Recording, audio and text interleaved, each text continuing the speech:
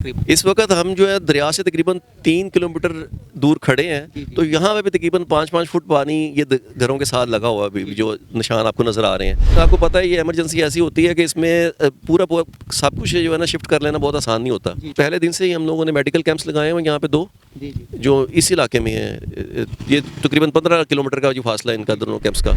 और हम लोग उनको फैसिलिटेट करते हैं कि उनके जो फंड्स हैं उनको सही जगह पे इस्तेमाल कर दें, क्योंकि हर बंदा जो भी खर्च करता है ना उसका नज़रिया यही होता है कि उसका पैसा जो है ना सही जगह पे चला जाए। और हमें तो सिर्फ यही चाहिए होता है कि हम उनकी खिदमत में कितना आगे जा सकते हैं। और जवाब में जो उनसे हमें दुआएं मिलती हैं ना, तो उसका नेमुल बदल तो कोई है नहीं है।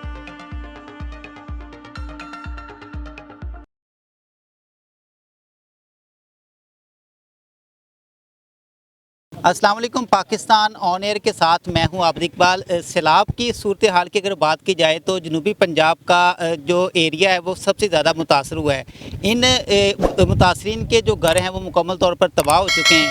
ये लोग खाना नहीं बना सकते, रहाइश के हवाले से इनको बहुत ज़्यादा प्रॉब्लम है। चूँकि पानी खड़ा हुआ है तो इनको बीमारियाँ भी बहुत ज़्यादा जो है वो इस वक्त घेरे हुए हैं। एक ऐसी जमात पाकिस्तान के अंदर काम कर रही है, पाकिस्तान मरकज़ी मुस्लिम लीग, जो कि इस वक्त मुकम्मल तौर पर इनको रेस्क्यू कर रही है, इनको खाना भी मुहैया कर रही है, अगर इनको किसी मेडिसिन की ज़रूरत है वो भी इनको मुहैया कर रही है। मेरे साथ जमाती मौजूद हैं, आइए इनसे बात करते हैं। ये सिलसिला कितने दिन से ये इनका जारी है और क्या इनका टाइम टेबल होता है, क्या क्या इस वक्त इनको ये मुहैया कर रहे हैं, और इसके अंदर जितना भी ये ख़र्चा होता है ये कौन, आखिर ज़ाहिर सी बात है कि एक ख़र्चा जो है वो हो रहा है वो कौन मुकम्मल तौर पे कर रहा है। आइए इनसे बात करते हैं। अस्सलाम वालेकुम। वालेकुम अस्सलाम। कैसे हैं जनाब? जी अल्हम्दुलिल्लाह, अल्लाह का शुक्र सर है। सबसे पहले अपना नाम बताइएगा। मेरा नाम इमरान शौकत है जी।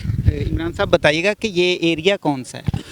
ये जी मियाँ चन्नू का इलाका है और बस्ती दुलवा से शुरू हो के ये हम बस्ती लाले के, बस्ती सलीम के, इसी तरह से बस्ती सरवर के, और आगे रोटला, इसी तरह से आगे चलते जाए नुसरतपुर है, उसके आगे तलम्बा है, और फिर अब्दुल हकीम, और बस्ती आगे सराय सिद्धू है और फाजिलबंद है।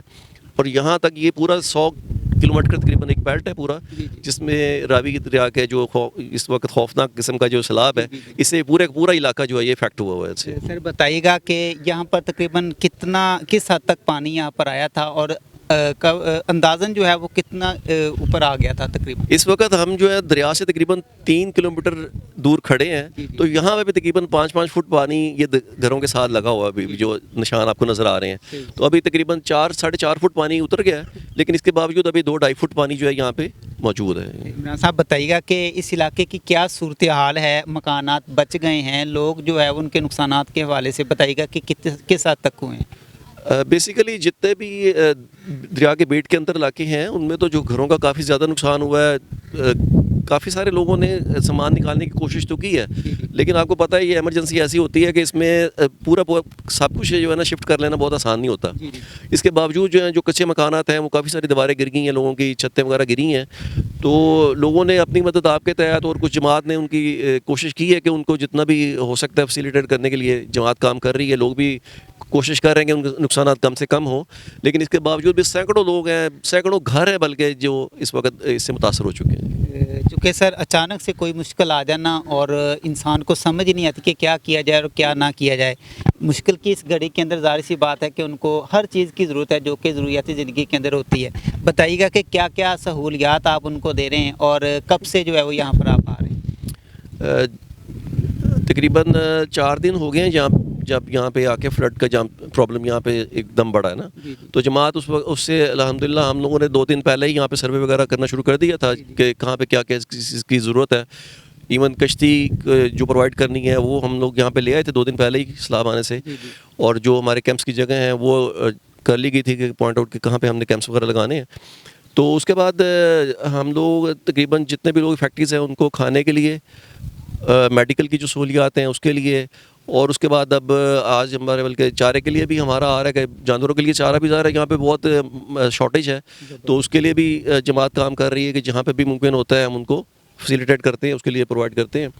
तो अब मेन जो प्रॉब्लम चल रही है वो तो जब एकदम सैलाब आया तो इमीडिएटली तो ये होता है कि खाना जो पका पकाया मिल जाए तो ये भी एक गनीमत होती है। फिर पानी, साफ़ पानी का जो प्रॉब्लम होता है वो मसला होता है। तो जमात ने पहला फोकस तो ये होता है कि साफ़ पानी और खाना जो है पका पकाया वो लोगों को मुहैया किया जाए।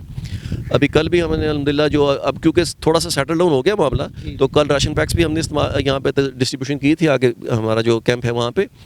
उसके बाद पहले दिन से ही हम लोगों ने मेडिकल कैंप्स लगाए हैं यहाँ पे 2 जो इस इलाके में है। ये तकरीबन 15 किलोमीटर का जो फासला है इनका दोनों कैंप्स का। तो वहाँ पे हम पहले दिन से अल्हम्दुलिल्लाह मेडिसिन जो दे रहे हैं, तो तकरीबन ये कि 450-500 पेशेंट्स रोज़ाना जो हम यहाँ उनको ट्रीट कर रहे हैं यहाँ पे। बताइएगा कि कितने लोग जो हैं वो आपके साथ जुड़े हुए हैं, और जाहिर सी बात है कि ये जो अखराजात हो रहे हैं ये कैसे आप मैनेज कर रहे हैं? देखिए जी, जमात का जो सेटअप है ना, इसमें तो अल्हम्दुलिल्लाह अल्लाह ताला ने जिन लोगों को तौफीक दी हुई है तो वो लोग अरेंजमेंट्स करते हैं और हम लोग उनको फैसिलिटेट करते हैं कि उनके जो फंड्स हैं उनको सही जगह पे इस्तेमाल कर दें। क्योंकि हर बंदा जो भी खर्च करता है ना, उसका नज़रिया यही होता है कि उसका पैसा जो है ना सही जगह पे चला जाए।